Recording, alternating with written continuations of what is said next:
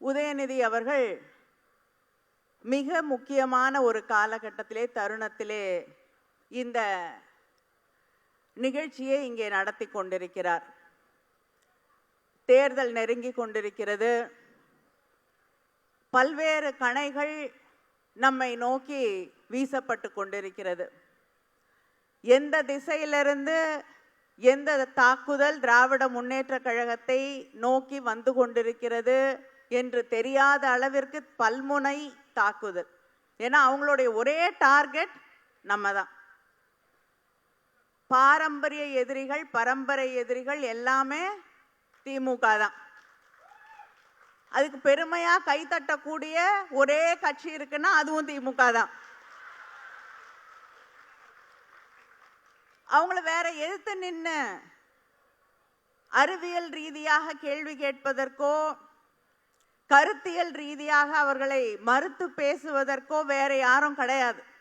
நம்ம மட்டும்தான் அவங்களுக்கு வழிவிடாமல் கருத்தியலாக இருக்கட்டும், அந்த அரசியல் வழியாக இருக்கட்டும், அறத்தின்பால் நின்று அவர்களை எதிர்க்கக்கூடியவர்கள் நாம் மட்டும்தான் என்ற அந்த தெளிவு தெரிவு அவங்களுக்கு இருக்கிறதுனால எல்லா விதத்திலையும் நம்மை நோக்கித்தான் கணைகளை அவர்கள் எய்து கொண்டிருக்கிறார்கள். இது நமக்கு பழகின ஒண்ணுதான், புதுசா ஒன்றும் இல்லை.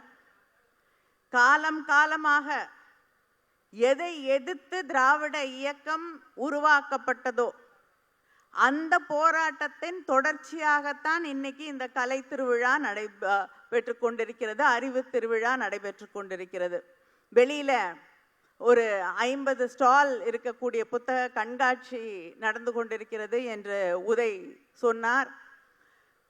இதை பயன்படுத்தித்தான், இந்த மொழியை இந்த அறிவை பயன்படுத்தித்தான் நமக்கு காலம் காலமாக இருந்த அந்த அடக்குமுறையை எதிர்த்து நாம் போராடினோம்.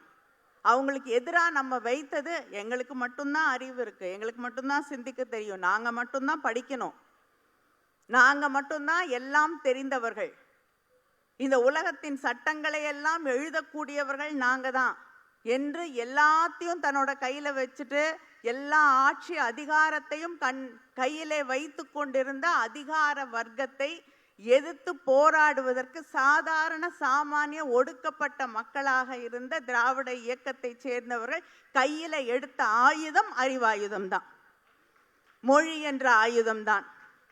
அந்த மொழியைத்தான் உதய் இன்றைக்கு மறுபடியும் இந்த அறிவு திருவிழாவிலே முன்வைத்திருக்கிறார், மையப்படுத்தி இருக்கிறார். அதனால இன்னைக்கு நாம் இந்த பகுதியிலே அதிகமாக பேச போவது கலையை பற்றி, இலக்கியங்களை பற்றி, நாம் இலக்கியத்தை கையாண்ட விதத்தை பற்றி, திரையை எப்படி, திரை உலகத்தை நாம் நம்முடைய வாகனமாக நாம் கொண்டு போய் சேர்க்க வேண்டிய செய்தியின் வடிவாக மாற்றினோம் என்பதை பற்றியெல்லாம் இங்கே பேசுவதற்கு இங்கே பல அந்த துறையை சார்ந்த விற்பனர்கள் வந்திருக்கிறார்கள். ஒரு காலகட்டத்தில் ஒரு துணுக்கு போடுறதுனா கூட, ஆனந்த விகடனில் ஒரு துணுக்கு போடணும்னா கூட அது வேற ஒரு மொழியில தான் போடுவாங்க. அவள் பேசிய மொழியில தான் அந்த துணுக்கு செய்தியே வரும். மாமாவும் மாமியும், நான் எந்த ஜாதியும் குறிப்பிட்டு சொல்லவில்லை, ஆனா அவங்க 2 பேர் பேசின மொழியில தான் அது வரும். ஆனா முரசொலியில துணுக்கு வந்தது, ஆண்டி போண்டி, அதுக்கு எதிர்வினையாக எழுதப்பட்ட துணுக்கு இது.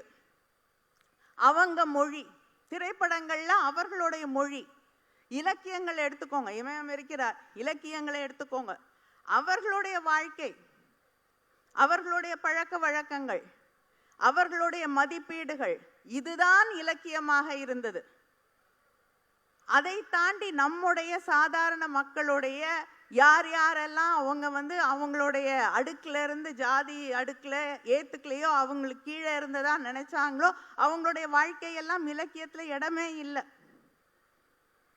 அதே போல நம்முடைய மொழி அங்கே அச்சிலே ஏற்றப்படவே கிடையாது. திரைப்படங்கள்ல எடுத்துக்கிட்டீங்கன்னா அது வேற ஒரு மொழிதான், சமஸ்கிருதம் கலந்த மொழிதான் அங்கே பேசப்பட்டது. நம்முடைய மொழி, நம்முடைய சாதாரண மக்களுடைய வலி மொழி எதுவுமே அங்கே இடம் கிடையாது. ஆனால் திராவிட இயக்கம் என்ன செஞ்சதுன்னா, அந்த மொழியை யார் தமிழை அவர்களுடைய தமிழாக மாற்றி வைத்திருந்தார்களோ, யார் இலக்கியத்தை, மேடையை, திரையுலகத்தை தன்னுடையதாக மாற்றி வெகுஜனங்களுக்கு கொண்டு போய் சேர்க்கக்கூடிய செய்திகளை கூட தனக்கு தான் சொல்ல நினைக்கக்கூடிய விஷயங்களை மட்டும்தான் சொல்ல முடியும்னு மாற்றி வச்சிருந்தாங்களோ, அதை உடைத்தது திராவிட இயக்கம். நீங்க சமீபத்தில் ரீல்ஸ்ல கூட வந்ததுன்னு நினைக்கிறேன். என்எஸ்கே ஒரு காட்சி, என்எஸ் கிருஷ்ணன் அவர்கள், அதுல அவருடைய முதலாளி ஒருத்தர் இருப்பார். அந்த முதலாளி கிட்ட அவங்க பண்ணையில வேலை செய்யக்கூடிய குறைந்த ஜாதியை சார்ந்த ஒருவர் தொட்ட மண் பாத்திரத்தை கொண்டு போய் தரும்போது, அவன் தொட்டது இதை நான் பயன்படுத்த மாட்டேன்னு போட்டு உடைச்சிருவார்.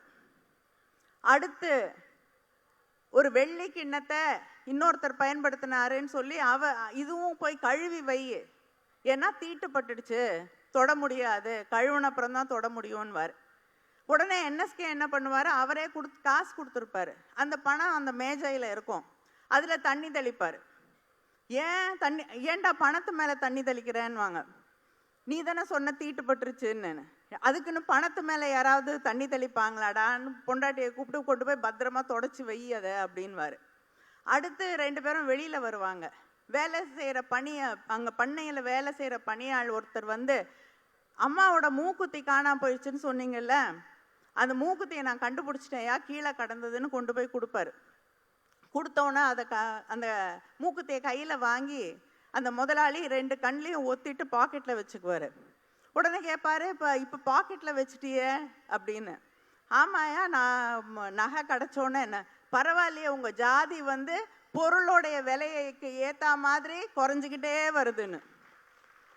இப்படிப்பட்ட தன்னுடைய நகைச்சுவையாக இருந்தால் கூட அதில் ஜாதிய கட்டமைப்பை உடைத்தது திராவிட இயக்கம்.